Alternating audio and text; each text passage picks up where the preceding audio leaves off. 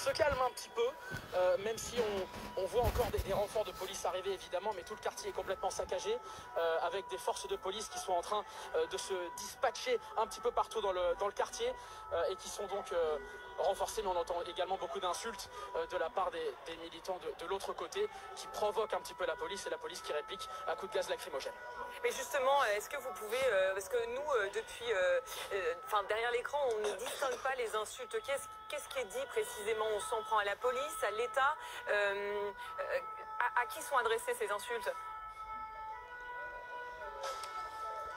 Je vous avoue que j'ai pas eu le temps de les étudier dans tout le brouhaha et tout le bordel que ça a pu être. Mais avant que ça a explosé, même pendant que ça dégénère, on entendait surtout des chants d'abord de solidarité de la communauté kurde, et puis aussi des chants contre le régime turc, à bas le régime fasciste turc, c'est ce qu'on entendait.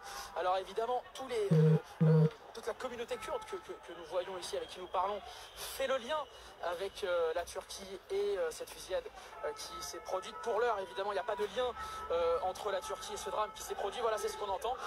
Là, peut-être que je vais tendre le...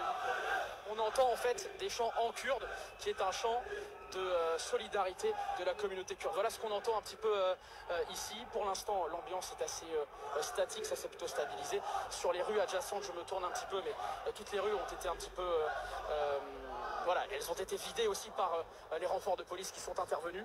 Et sur ces images du Godorsmen, vous voyez toujours voilà, ce feu qui est en train de prendre de plusieurs barrières et d'un sapin de Noël. J'aperçois au plus loin des forces de police ainsi que des agents du SAMU qui arrivent sur place. Voilà, avec de nouvelles explosions, on ne sait pas trop ce que c'est, mais qui résonnent, c'est un petit peu l'ambiance ici sur place. C'est des grenades, Johan Maras, qui sont envoyées, c'est ça? Ce qu'on voit sur les images? Oui, c'est effectivement c'est en train de se transformer malheureusement en maintien de l'ordre. Donc c'est des grenades qui permettent de